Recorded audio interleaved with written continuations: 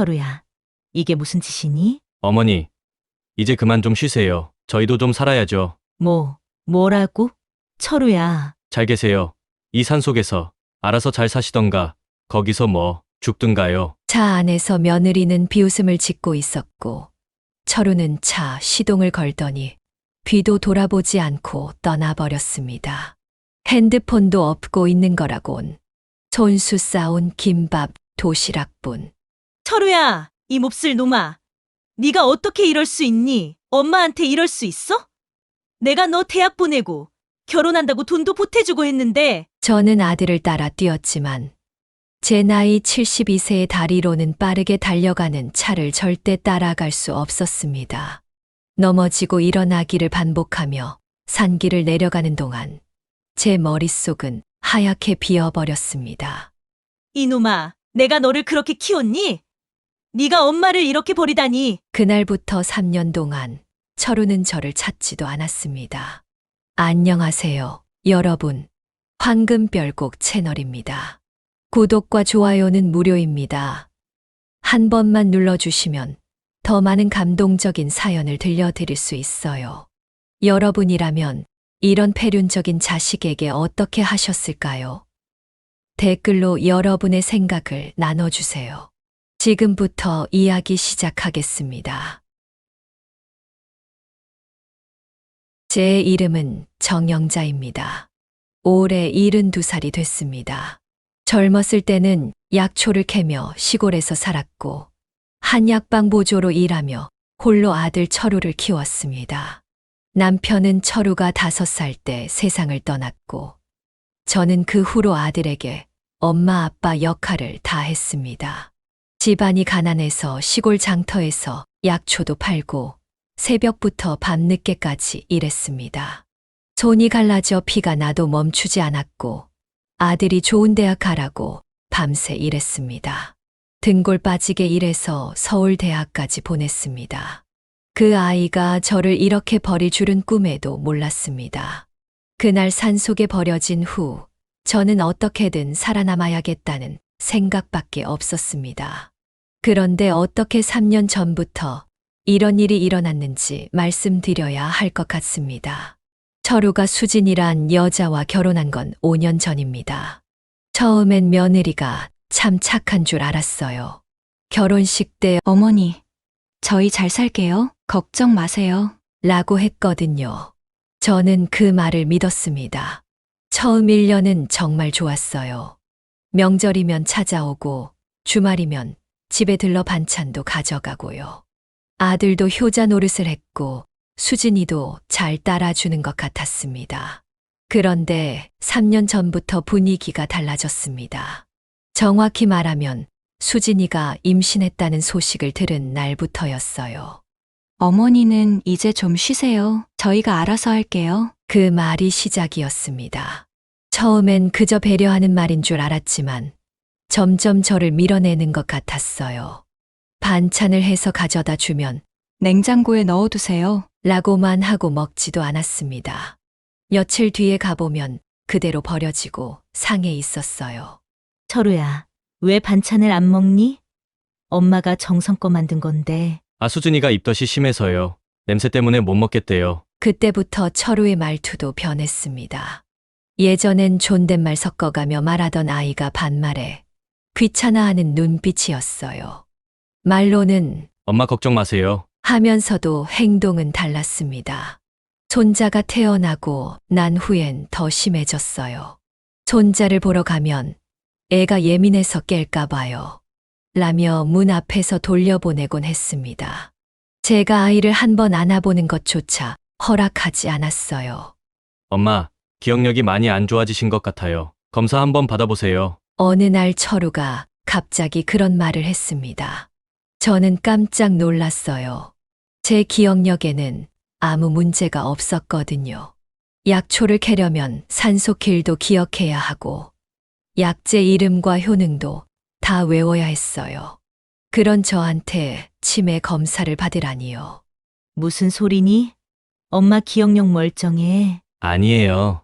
엄마, 지난번에 가스레인지 켜놓고 나가셨잖아요. 그런 적이 단 한 번도 없었습니다. 저는 한약방에서 약탕기를 다루면서 불조심 습관이 몸에 밴 사람이었어요. 그런데 철우는 제가 하지도 않은 일을 했다고 우겼습니다. 철우야, 엄마 그런 적 없어. 어머니, 인정하셔야 해요. 그러다 큰일 나요. 그때부터 눈치챘어야 했는데 이게 다 계획된 일이었다는 걸요. 철우와 수진이는 저를 치매 환자로 만들어 버리려고 했던 겁니다. 그들의 계획이 어떤 것인지 그땐 몰랐지만 산속에 버려지고 나서야 모든 게 분명해졌습니다. 그런데 더 놀라운 사실은 제가 실제로 치매가 아닌데도 치매 진단을 받게 만들었다는 겁니다. 어떻게 그런 일이? 그러던 어느 날 저는 철우와 수진이의 대화를 우연히 듣게 되었어요. 그날 아침 일찍 찾아갔는데 두 사람이 부엌에서 얘기하는 소리가 들렸습니다. 여보, 어머니 요양원에 모실까요?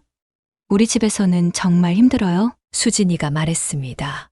그래도 우리 엄마를 당신은 어머니 치매 증상이 얼마나 심한지 모르잖아요.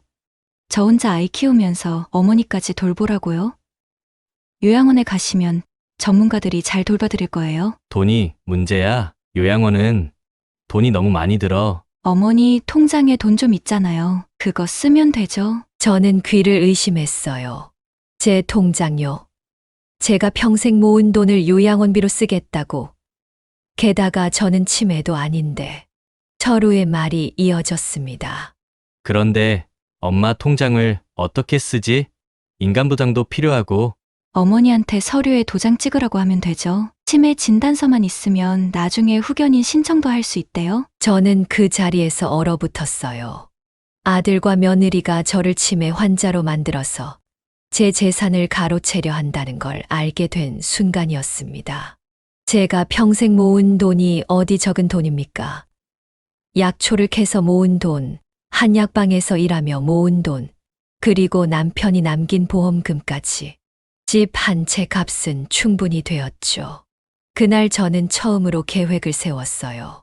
철우와 수진이가 무슨 짓을 하는지 정확히 알아내기 위해 치매인 척 연기를 시작했습니다. 정말 연극을 하듯이요.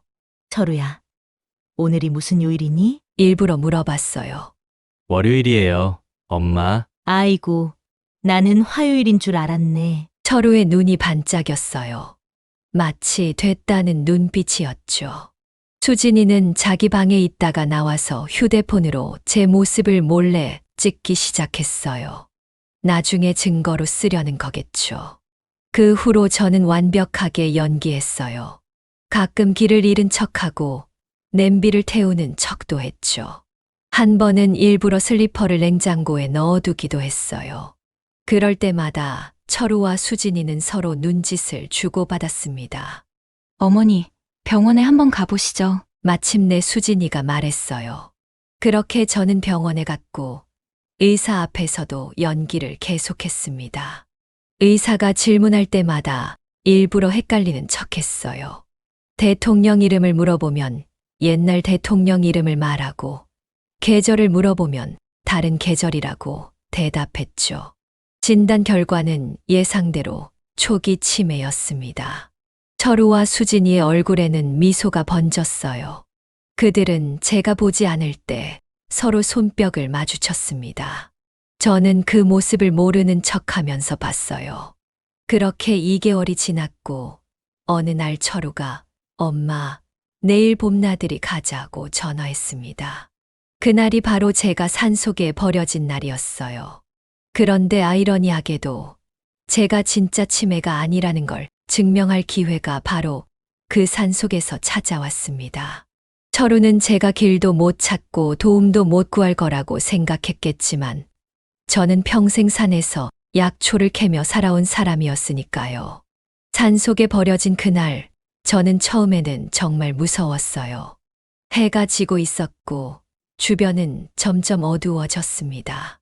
그렇지만 제가 산에서 평생 약초를 캐며 살아온 것이 큰 도움이 됐어요. 일단 내려가야 해. 계곡 따라 내려가면 마을이 나올 거야. 저는 손에 들고 있던 김밥 도시락을 꼭 쥐고 산을 내려가기 시작했어요. 다리가 아프고 숨이 차도 계속 걸었습니다. 해가 완전히 져서 어두워졌을 때 저는 큰 바위 밑에서 쉬기로 했어요. 철우야, 네가 어떻게 이럴 수가 있니? 김밥을 조금씩 먹으며 밤을 보냈습니다. 추위에 떨면서도 잠들지 않으려고 노력했어요. 다행히 봄이라 날씨가 많이 춥지는 않았지만 산속밤은 여전히 쌀쌀했습니다. 새벽이 밝아오자 저는 다시 걷기 시작했어요. 산길을 따라 내려가다 보니 계곡이 보였고 계곡 물소리를 따라 걸었습니다. 배도 고프고 목도 말랐지만 살아야 한다는 생각뿐이었어요. 사람 살려. 누구 없어요? 제 소리는 산속의 메아리처럼 울렸지만 아무도 대답하지 않았어요. 그때 멀리서 개 짖는 소리가 들렸습니다. 개가 있다는 건 사람이 있다는 뜻이에요. 저는 마지막 힘을 다해 그 소리가 나는 쪽으로 걸어갔어요. 얼마 지나지 않아 작은 오두막이 보였습니다. 그곳에는 나이 든 부부가 살고 있었어요. 아이고, 할머니, 어쩌다 이렇게 됐어요? 할아버지가 놀라서 물었어요. 저는 울먹이며 모든 이야기를 들려드렸어요. 아들과 며느리가 저를 버린 이야기, 그들이 제 재산을 노리고 있다는 이야기까지요. 세상에 어떻게 자식이 부모를 이렇게 할 수가. 할머니는 분노하며 말했어요. 그 부부는 김옥분 할머니와 최동철 할아버지였어요. 두 분은 산에서 약초를 캐며 사는 분들이었고, 이 산속 깊은 곳에 오두막을 짓고 살고 계셨어요. 우리랑 같이 지내세요. 경찰에 신고해야 해요. 최 할아버지가 말했어요. 하지만 저는 고개를 저었습니다. 신고하면 철우가 감옥에 가요. 그 애도 내 자식인데 조금만 더 생각해 볼게요. 그렇게 저는 그 부부의 집에서 지내게 되었어요. 처음에는 며칠만 있으려고 했는데 그게 어느새 3년이 되었습니다. 최 할아버지와 김 할머니는 저를 가족처럼 대해 주셨어요. 함께 산나물도 캐고 약초도 캐며 살았습니다. 정할머니, 아드님한테 연락해봐야 하지 않겠어요? 아무리 그래도 돌아가셨는지 살아계신지 걱정은 할 텐데. 김 할머니가 종종 말씀하셨어요. 저는 한번 전화를 걸어봤어요. 산 아래 마을까지 내려가서 공중전화로요. 그런데 철우는 제 목소리를 듣자마자 전화를 끊었어요. 다시 걸었더니 전화를 받지 않았고 그 후로는 번호가 바뀌었다는 안내만 나왔습니다. 그날 이후로 저는 더 이상 연락하지 않았어요. 아들이 저를 찾지 않는 것을 보니 정말 죽었다고 생각하는 것 같았어요. 아니면 죽었으면 하고 바랐는지도 모르겠어요. 여러분, 만약 여러분이 저라면 어떻게 하셨을까요? 3년 동안 찾지도 않은 자식을 어떻게 대하셨을까요? 댓글로 여러분의 생각을 꼭 남겨주세요. 그리고 저는 산속에서의 3년 동안 매일매일 계획을 세웠어요. 철우와 수진이에게 어떤 복수를 할지, 어떻게 제가 살아있고 치매가 아니라는 걸 증명할지 말이에요. 그리고 마침내 3년 후 저는 행동에 옮기기로 했습니다. 3년이 지난 어느 봄날 저는 결심했어요. 이제는 진실을 밝힐 때가 왔다고요. 최할아버지, 김할머니, 이제 저 내려가 볼게요. 정할머니, 정말 괜찮을까요? 혹시라도 또 그런 일이 생기면. 괜찮아요. 이젠 제가 모든 걸 준비했으니까요. 산에서의 3년은 저에게 큰 힘이 되었어요. 약초 지식도 더 늘었고 매일 산을 오르내리며 몸도 건강해졌습니다. 그동안 저는 마을에 내려가 조금씩 정보도 모았어요. 철우가 지금 어떻게 지내는지, 제 재산은 어떻게 됐는지도요. 마을 사람들에게 들은 바로는 철우가 제 집을 팔고 그 돈으로 서울에 큰 아파트를 샀다고 해요. 전 세상을 떠난 것으로 처리되었고 철우는 제 전 재산을 다 가져갔더군요. 약초를 팔아 평생 모은 돈, 남편의 보험금까지 모두요. 오늘이 바로 그날이에요. 저는 산에서 내려와 곧장 경찰서로 향했어요. 경찰서에 들어서자 젊은 경찰관이 저를 맞이했습니다. 할머니 무슨 일로 오셨어요? 제 아들이 저를 3년 전에 산속에 버렸어요. 그리고 저를 죽은 것으로 속이고 제 재산을 다 가져갔답니다. 경찰관은 처음엔 믿지 않는 눈치였어요. 하지만 제가 모든 증거를 보여주자 점점 표정이 달라졌습니다. 제 신분증, 철우의 주소와 전화번호, 그리고 제가 산에서 쓴 일기장까지요. 할머니 정말 3년 동안 산에서 사셨다고요? 네, 약초꾼 부부가 저를 도와주셨어요. 증인도 있습니다. 경찰은 즉시 조사에 들어갔어요. 제 말이 사실인지 확인하기 위해 최할아버지와 김할머니도 불러서 이야기를 들었고 마을 사람들의 증언도 확보했습니다. 그리고 가장 중요한 증거는 철우의 휴대폰이었어요. 경찰이 압수한 철우의 휴대폰에는 3년 전 제가 걸었던 전화 기록이 남아 있었고 수진이와 나눈 문자도 있었습니다. 여보, 어머니 전화 왔어. 어떡해? 무시해. 어차피 증거 없어. 우리가 모르는 척하면 돼. 더 놀라운 것은 철우의 차에 있던 블랙박스 영상이었어요. 철우는 블랙박스를 교체했지만 예전 블랙박스를 집에 보관하고 있었죠. 거기에는 저를 산에 버리는 장면이 고스란히 담겨 있었습니다. 이게 다 무슨 일이야? 경찰관은 어이없다는 표정으로 말했어요. 그리고 바로 철우와 수진을 체포하기 위해 출동했습니다. 저는 경찰과 함께 철우의 집으로 갔어요. 그곳은 제가 모르는 고급 아파트였고 현관에 걸린 명패에는 정철우라고 쓰여 있었습니다. 초인종을 누르자 수진이가 문을 열었어요. 저를 보는 순간 수진의 얼굴이 하얗게 변했습니다. 어머니, 수진의 다리가 후들거렸고 뒤에서 철우가 나왔어요. 누구세요? 철우는 처음에는 저를 알아보지 못했어요. 3년 동안 저도 많이 변했거든요. 하지만 곧 눈이 커지더니 입을 벌렸습니다. 엄마. 그래, 철우야 엄마다. 죽은 줄 알았던 엄마가 돌아왔다. 철우의 얼굴이 하얗게 변했어요. 그의 뒤에는 3살쯤 된 아이가 있었습니다. 제 손자죠. 처음 보는 손자였어요. 경찰입니다. 정철우 씨 존속유기 및 사기 혐의로 체포하겠습니다. 경찰이 철우에게 수갑을 채웠고 수진에게도 공범으로 수갑을 채웠습니다.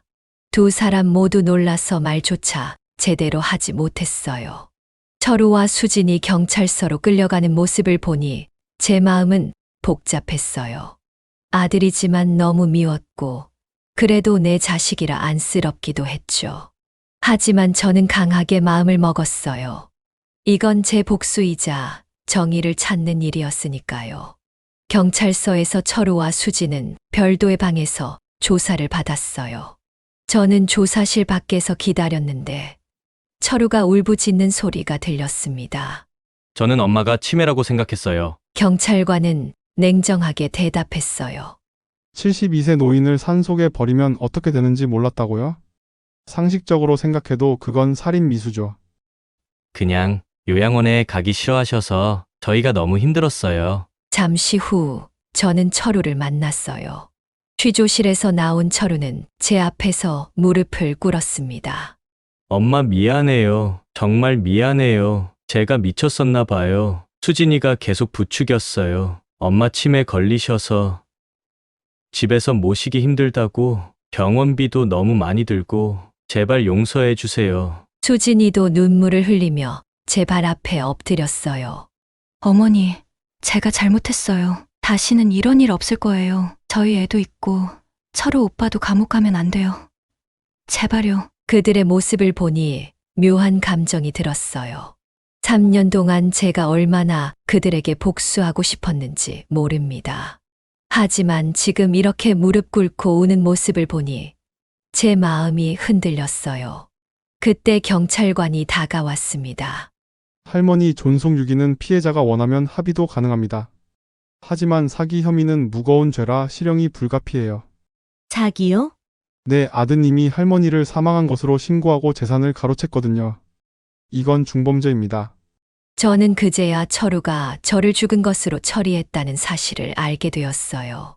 제 통장뿐만 아니라 집까지 다 팔아버렸고, 심지어 제 장례식까지 치렀다고 합니다. 물론 관에는 제 몸이 아니라 다른 것을 넣었겠죠. 엄마, 저 감옥 가면 안 돼요. 우리 애는 어떡하고. 철우가 계속 애원했지만 저는 단호했어요. 철우야, 네가 3년 동안 나를 찾지도 않았잖니. 엄마가 어디 있는지, 살았는지 죽었는지 궁금하지도 않았어? 그게 엄마가 돌아가셨을 거라 생각해서. 거짓말 마. 내가 전화했을 때 네가 전화 끊었잖아. 기억 안 나? 철우의 얼굴이 하얗게 변했어요. 거짓말이 들통난 거죠. 저는 차분하게 말했어요. 난 내 집으로 돌아갈 거야. 그리고 내 돈도 모두 돌려받을 거고. 엄마, 집은 이미 팔았어요. 그리고 돈은 거의 다 써버렸어요. 철우가 떨리는 목소리로 말했어요. 그 순간 저는 정말 화가 났어요. 제가 평생 모은 돈을 3년 만에 다 써버렸다니. 그럼 지금 사는 아파트는 뭐고? 내 돈으로 산 것 아니야? 그건 맞아요. 그럼 그 집은 내 거야. 당장 나한테 넘겨. 철우와 수지는 서로 얼굴만 쳐다봤어요. 그들에게는 달리 선택권이 없었죠. 이것이 저희 복수였어요. 제 돈으로 산 아파트를 돌려받고 그들은 범죄자가 되는 것. 하지만 이게 끝이 아니었습니다. 경찰관이 다시 말했어요. 할머니 고소장을 작성하시겠어요? 이런 사건은 피해자 진술이 중요합니다. 저는 잠시 생각했어요.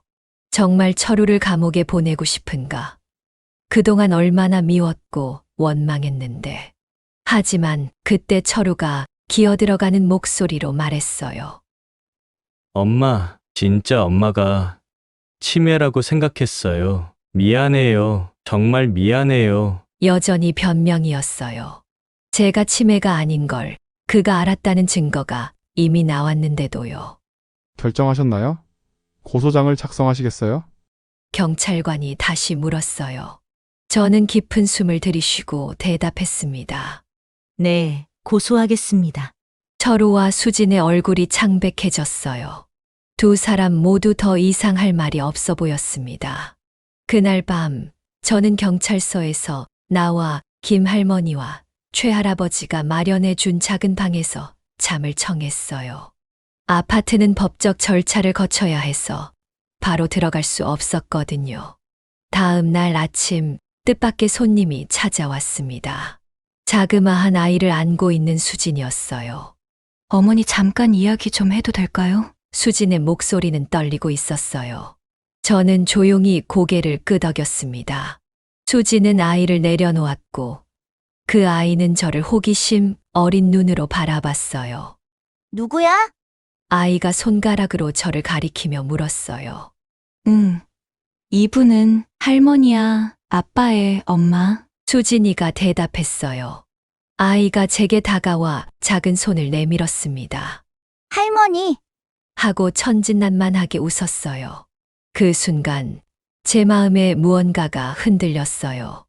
이 아이는 아무 잘못이 없는데 제가 철우와 수진을 감옥에 보내면 이 아이는 어떻게 될까요?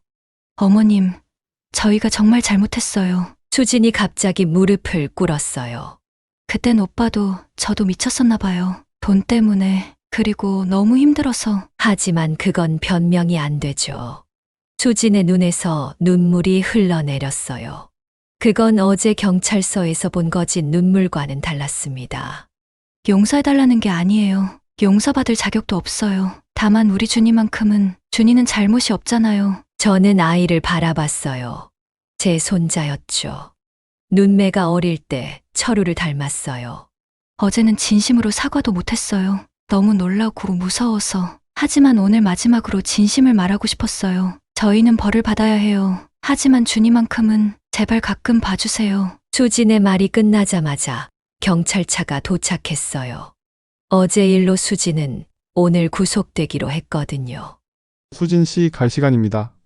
경찰관이 말했어요. 수진은 아이를 꼭 안았어요. 준아, 엄마 잠시 멀리 갔다 올게. 이제 할머니랑 지내야 해. 엄마, 가? 아이가 울먹이며 물었어요. 금방 올게. 우리 아들 할머니랑 있어. 알았지? 수진이 경찰차에 타자 아이는 큰 소리로 울기 시작했어요. 엄마, 엄마! 저는 그 아이를 안아들었습니다. 작고 따뜻한 몸이 제 품에 안겼어요. 괜찮아, 준아. 할머니가 있잖니? 그 순간 제 마음에 무언가가 크게 울렸어요. 이제 제 복수는 끝났을까요? 아니면 이제부터 시작일까요? 손자 준이를 데리고 집으로 돌아오니 아이는 여전히 울음을 그치지 않았어요. 작은 손으로 계속 눈물을 닦으며 엄마, 엄마. 라고 부르는 모습에 제 마음이 아팠습니다. 배고프니? 할머니가 밥 줄게. 저는 준이를 달래며 부엌으로 갔어요. 제가 밥을 차리는 동안 문득 3년 전 제가 산에 버려졌을 때가 생각났어요. 그때 저도 이 아이처럼 무섭고 외로웠어요.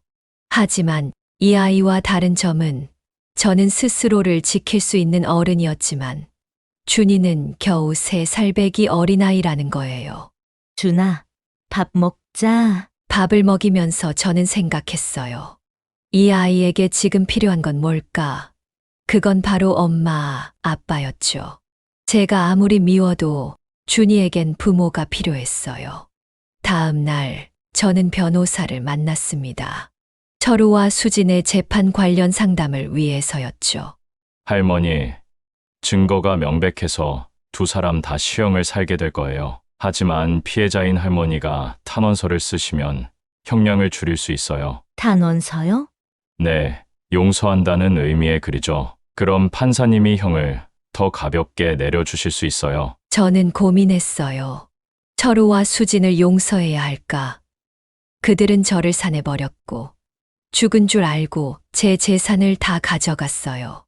용서할 수 없는 짓이었죠. 하지만 그날 밤 준이가 자다가 울면서 깨는 모습을 보았어요. 엄마, 엄마. 준이는 꿈에서도 엄마를 찾고 있었어요. 저는 준이를 안아주며 생각했어요. 내가 진정한 복수를 하고 싶다면 어떻게 해야 할까? 다음 날 아침, 저는 감옥에 있는 철우를 만나러 갔어요. 하루 만에 그의 모습은 많이 변해 있었습니다. 깔끔했던 얼굴은 수염이 자랐고 눈은 충혈되어 있었어요. 엄마, 철우는 제 얼굴을 보자마자 울기 시작했어요. 철우야, 준이가 많이 운다. 엄마 아빠를 찾으면서 준이요. 준이는 잘 있어요? 응, 내가 돌보고 있어. 근데 내가 아무리 잘해줘도 엄마 아빠를 대신할 순 없더라. 철우의 눈에서 눈물이 멈추지 않았어요. 엄마, 정말 죄송해요. 제가 어떻게 그런 생각을 했는지 제가 정말 미쳤었나 봐요. 철우야, 난 네가 정말로 미워. 정말 그래. 하지만 저는 잠시 말을 멈추었어요. 철우의 얼굴이 긴장으로 굳어졌습니다. 하지만 준이 때문에, 내 손자 때문에 내가 탄원서를 쓰기로 했어. 철우의 눈이 커졌어요. 엄마, 내가 널 용서하는 게 아니야. 아직은. 하지만 준이에게는 부모가 필요해. 내 복수를 위해 준이까지 희생시킬 수는 없어. 엄마, 감사합니다. 제가 평생 갚을게요. 정말로요. 말로만 하지 말고 행동으로 보여줘. 그리고 기억해. 이건 네 아들을 위한 결정이지. 널 용서해서가 아니야. 철우는 고개를 끄덕였어요. 저는 그의 손을 잡고 말했습니다. 이제부터 진짜 복수를 시작할 거야. 너희가 평생 내 말을 들어야 할 거고 한평생 내가 시키는 대로 살아야 해. 그게 바로 내 복수야. 탄원서를 제출한 덕분에 철우와 수지는 집행유예를 받았어요.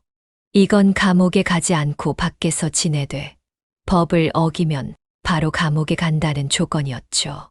두 사람은 정말 감사해야 하며 저희 집으로 찾아왔습니다. 엄마, 정말 감사합니다. 철우가 고개를 숙이며 말했어요. 저는 차가운 표정으로 대답했습니다. 내가 말했지? 이건 준이를 위한 거야. 그리고 이제부터 내 말대로 살아야 해. 네, 엄마, 뭐든지 시키는 대로 할게요. 첫 번째 조건은 간단했어요. 철우가 산 아파트는 제 이름으로 돌려놓고 그들은 월세를 내며 살아야 했죠. 물론 그 돈은 제가 준이의 미래를 위해 모아두기로 했어요.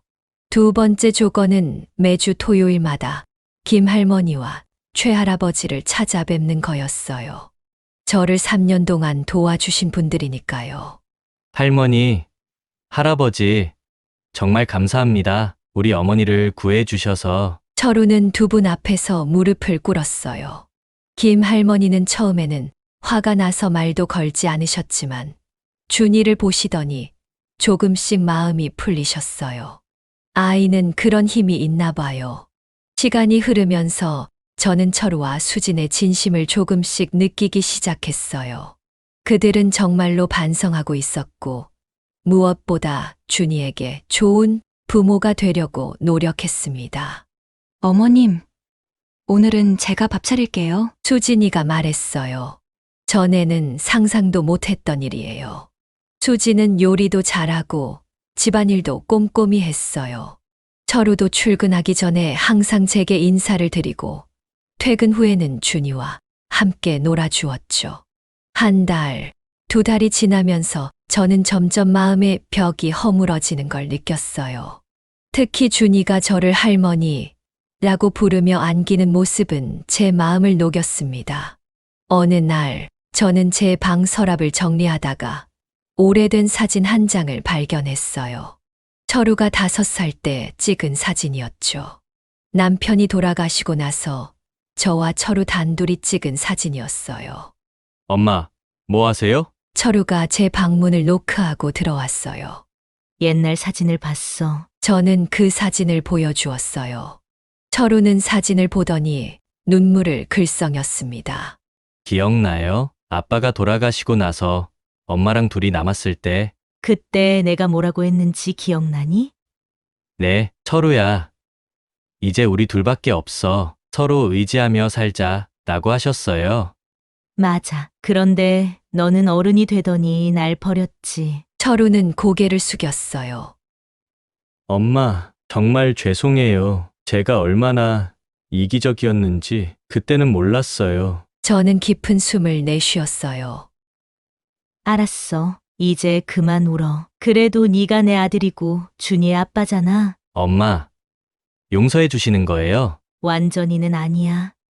하지만 우리 다시 시작해보자. 이번에는 진짜 가족으로. 그날 밤 우리는 오랜만에 가족 식사를 했어요. 철우, 수진, 준이, 그리고 저. 테이블 위에는 제가 직접 만든 음식들이 가득했습니다. 할머니, 음식 맛있다. 준이가 웃으며 말했어요. 그래. 우리 준이 많이 먹어. 식사를 하는 동안 저는 문득 생각했어요. 내가 진짜로 원했던 건 복수가 아니었구나. 그냥 가족이 필요했던 거야. 어쩌면 이게 제 인생에서 가장 큰 복수일지도 모르겠어요. 미움 대신 사랑으로 대답한 것. 결국 저는 이겼어요. 아들과 며느리의 마음을 얻고 손자와 함께 행복한 가족을 이루게 된 거니까요. 그로부터 1년이 지난 지금 우리 가족은 많이 달라졌어요. 철우는 매일 아침 출근하기 전에 제 방에 들러 안부를 묻고 수진이는 저와 함께 부엌에서 요리를 하는 걸 즐깁니다. 준이는 이제 4살이 되어 말도 많아졌고 저를 따라다니며 할머니, 할머니라고 부르죠. 김 할머니와 최할아버지는 이제 우리 집에서 멀지 않은 곳으로 이사 오셨어요. 철우가 우리 동네 근처에 작은 집을 마련해 드렸거든요. 주말마다 우리는 두 분을 찾아뵙고 함께 식사를 합니다. 그 두 분이 저를 구해주셨으니 우리 가족의 은인이나 다름없으니까요. 정할머니, 요새는 행복하세요? 김 할머니가 어느 날 물으셨어요. 네, 정말 행복해요. 제가 산에서 3년을 보냈지만 그게 오히려 제게는 축복이었나 봐요. 어머니, 절대 그런 말씀 마세요. 철우가 슬픈 표정으로 말했어요. 그건 저희의 큰 잘못이에요. 철우야, 그 일이 없었다면 우린 지금처럼 행복하지 않았을 거야. 난 네가 얼마나 소중한 사람인지 몰랐을 테고, 너도 내가 얼마나 소중한지 몰랐을 거야. 3년 전 저는 복수심에 불타올랐지만 지금은 다르게 생각해요. 진정한 복수는 미워하는 것이 아니라 더 행복해지는 것이었어요. 제가 기쁘고 행복하게 살아가는 모습이야말로 세상에서 가장 멋진 복수라고 생각합니다. 물론 철우와 수진이가 저를 버린 행동은 용서하기 어려운 일이었어요. 하지만 용서는 그들을 위한 것이 아니라 제 자신을 위한 것이었습니다. 미움을 간직하는 것은 결국 저 자신을 괴롭히는 일이니까요. 요즘 저는 마을 노인회관에서 약초 사용법을 가르치고 있어요. 제가 산에서 3년 동안 배운 지식을 다른 사람들과 나누는 거죠. 사람들은 제 이야기를 듣고 놀라워하고 존경의 눈빛을 보내줍니다. 할머니는 정말 강하시네요. 그런 일을 겪고도 어떻게 다시 일어서셨어요? 그럴 때마다 저는 웃으며 대답해요. 사람은 미움보다 사랑이 더 강하답니다. 미움은 자신만 괴롭히지만 사랑은 모두를 행복하게 만들어요. 어제는 준이가 유치원에서 가족 그림을 그려왔어요. 그림 속에는 아빠, 엄마, 준이, 그리고 저까지 손을 잡고 웃고 있었습니다. 그 그림을 보는 순간 제 눈에서 눈물이 흘렀어요. 할머니, 왜 울어? 준이가 물었어요. 할머니는 기뻐서 우는 거야. 우리 준이가 이렇게 예쁜 그림을 그려줘서. 인생은 참 신기해요. 제가 가장 큰 아픔을 느꼈던 순간이 지금은 가장 큰 행복으로 바뀌었으니까요. 그래서 여러분께 말씀드리고 싶어요. 어떤 어려움이 있더라도 포기하지 마세요. 그 어둠 속에서도 빛은 항상 존재한답니다. 이 이야기가 여러분께 의미가 있었다면 좋아요 한번 눌러주시면 감사하겠습니다. 여러분의 응원이 저에게 큰 힘이 됩니다. 앞으로도 이런 감동적인 이야기, 인생을 바꿀 이야기 들려드릴게요. 알림 설정해 두시면 놓치지 않으실 겁니다. 여러분의 이야기도 궁금해요. 혹시 비슷한 경험이 있으신가요? 또는 이런 상황에서 여러분이라면 어떻게 하셨을까요? 댓글로 남겨주시면 함께 나눠볼게요. 오늘도 제 이야기를 들어주셔서 감사합니다. 황금별곡 채널이었습니다.